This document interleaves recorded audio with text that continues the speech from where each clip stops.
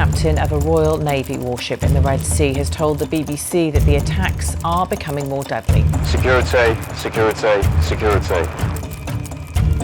This task group has now entered the high threat area, and as you can see, they're preparing to run the gauntlet with the Houthis.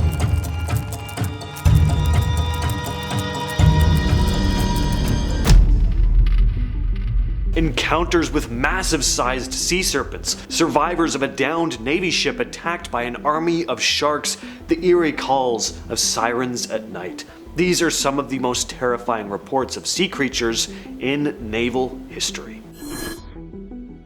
One of the wildest tales in naval history is the encounter the USS Stein had back in 1978. The ship was cruising in an undisclosed location when suddenly its sonar equipment went down. The crew was startled by the noise feedback, but no one could see what was going on. When they returned to dry dock to figure out what had happened, they found that the sonar dome, located right at the bow of the ship, had been shredded. We're talking about large gashes, some 4 feet long, or about 1.2 meters, that covered about 8% of the dome's surface, and if that wasn't crazy enough, they found these massive teeth or claws embedded in the slash marks. Navy Marine biologist Forrest G. Wood took a look at the evidence and concluded that these were arm hooks from a squid. But here's the thing, the claws were way bigger than any squid parts anyone had ever seen before. C. Scott Johnson, a Navy biophysicist, went a step further and suggested that they were likely dealing with a quote extremely large species still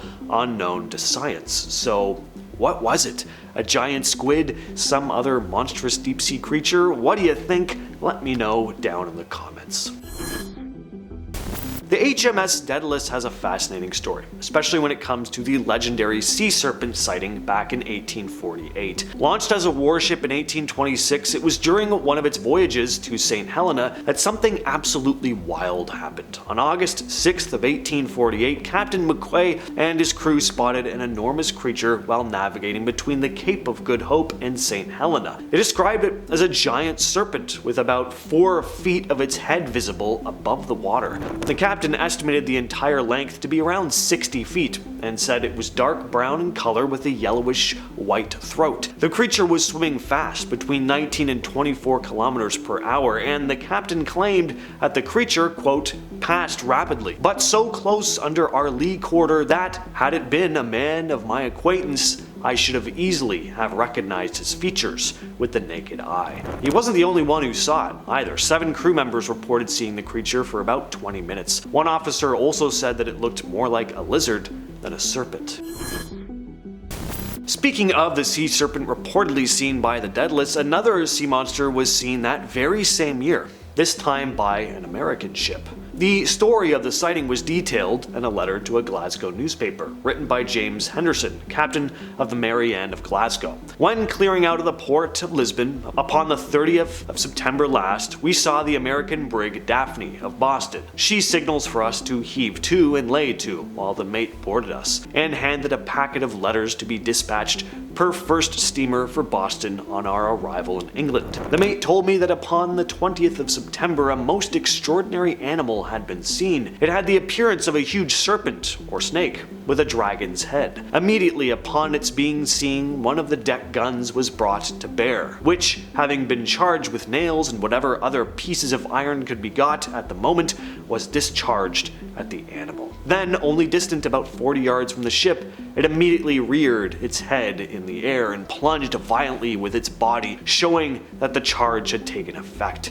It was seen foaming and lashing the water at fearful rate. Upon the brig nearing, however, it disappeared, and though evidently wounded, made rapidly off at the rate of 15 or 16 knots an hour, as was judged from its appearing several times upon the surface. The Daphne pursued for some time, but the night coming on, the master was obliged to put about and continue his voyage. From the description given by the mate, the brute must have been nearly 100 feet long. Captain Henderson went on to write that the creature matched the description of the one seen by Captain McQuay and his crew on the Daedalus.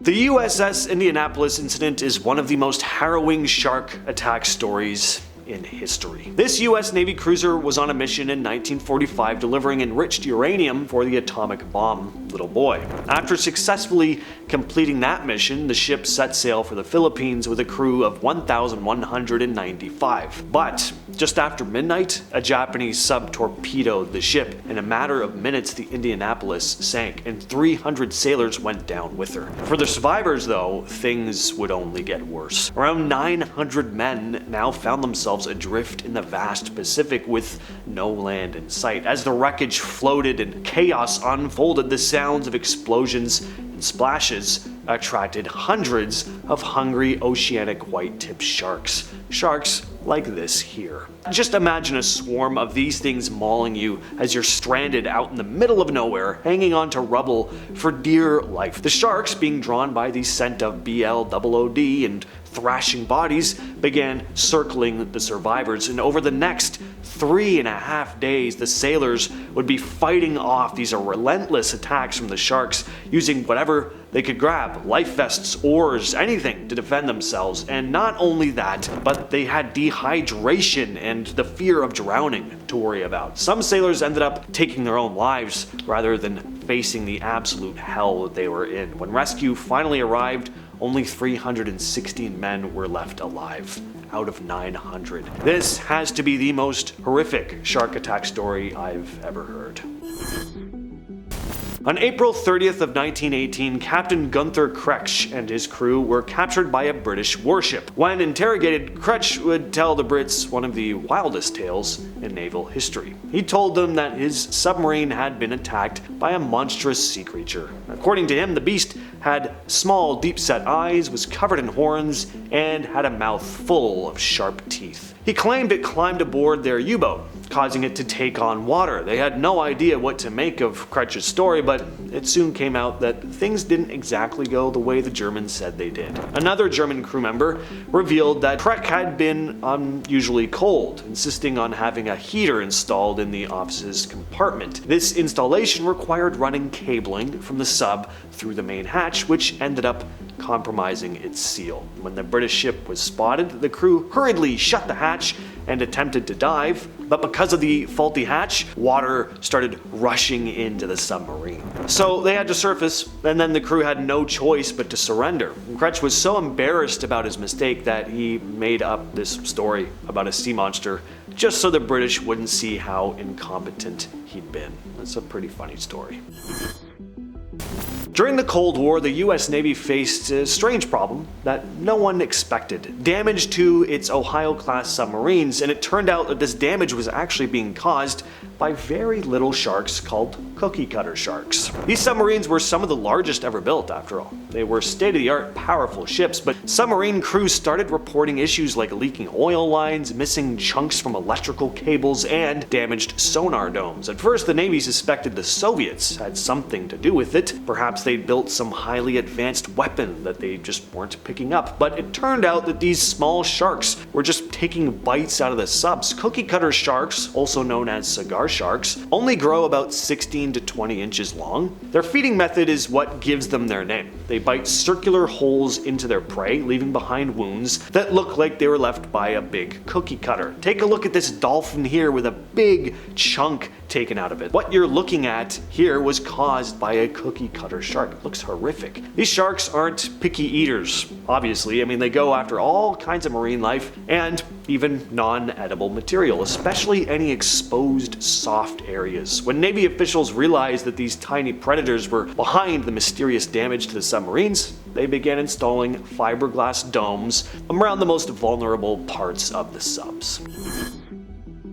How about some creepy sounds at sea? This next story comes from Reddit user Vitamin, who writes, I was US Navy. Pretty sure we heard siren calls somewhere northwest of the Marshall Islands. Was on the smoke deck on 3 separate occasions at night, and anyone who was out there heard what sounded like a distant screech, echoing over the waves. I remember it well because it caused several man overboard scares where we'd all have to go muster to make sure those sounds weren't any of ours. Never actually saw anything, so I rationalized that it could have been some kind of animal or seabird, but it sounded human. but not entirely human. We joked for weeks after we left the region that Ariel, the Little Mermaid, was gonna kill us. This was 2013, but I still remember that sound like it was yesterday. The kind of sound that hits your core like freezing wind does. Not something I'd want to hear again. And then a commenter asked him if it sounded like a woman or a man's screech, and Vitamin replied saying that it was hard to describe, but sounded almost androgynous, a mix of feminine and masculine in the sound, which was also distorted by the eerie echo. During the Vietnam War, a terrifying incident took place involving the USS Maddox. In 1964, tensions were high, and one night the Maddox found itself in a heated confrontation with North Vietnamese torpedo boats. After firing 380 shells and dropping several depth charges, the crew expected to see enemy vessels, but to their confusion, air support reported no sign of any boats. The sonar engineer who was on the Maddox that night told the story to a marine biologist named Todd Newberry in 1966, and he described how radar picked up objects that looked like torpedoes, but they behaved strangely, almost as if they were alive. Newberry had a wild theory. These mysterious radar blips could have actually been pyrosomes. Pyrosomes are marine organisms made up of thousands of tiny individuals that come together to create this large, translucent form. They can grow up to 60 feet long or 18 meters and are bioluminescent, which would explain the reports of bright lights seen that night, which were mistaken for enemy craft. Back in 1976, a torpedo recovery boat was doing some oceanographic research when it snagged something big while dragging a cargo parachute. The crew had no clue what they'd caught, but whatever it was, it put up one heck of a fight. The ship was straining against this powerful creature, but then suddenly everything stopped. The beast had suffocated, accidentally having swallowed part of the chute. The crew pulled the thing aboard, and they couldn't believe their eyes. They had just caught what would later be named a Megamouth Shark. Yes, later named. This was a creature that had never been seen before this day, and they'd caught it entirely by accident. And it wasn't small either. This monster was about 15 feet long and weighed around 750 pounds. The Megamouth Shark is rarely ever seen. Since the day it was discovered by this crew back in 1976, it's only been spotted about 100 other times. In 1955, something incredible happened aboard the USS Hale. Commander Vining A. Sherman was called to the bridge to check out something unusual caught on the ship's ramming stem. What he saw was a, quote, monster of gigantic size. He could hardly believe his eyes. The creature had been split in two, with an estimated 40 feet of its body dragging along the port side and another 12 feet hanging off the starboard side. Sherman had seen plenty of sharks, but never one that was over 50 feet long. As they freed the ship from the creature, Sherman took a closer look. He couldn't shake the feeling that this thing was unlike any shark he had ever encountered. He thought it was so large that he could easily sit in its mouth. When they returned to port, Sherman did some research, and he eventually found that the mysterious creature was a whale shark. At that time, sightings of whale sharks were incredibly rare. He spoke to many sailors and fishermen who had heard legends about these massive creatures, but had never actually seen one themselves. And yeah, the thing must have looked like a monster. Take a look at this footage here of one being hauled out of the water. Well, the ocean is a scary place, everyone. With all that said, I've been your host, James, and I'll catch you, yes you specifically, in the next video.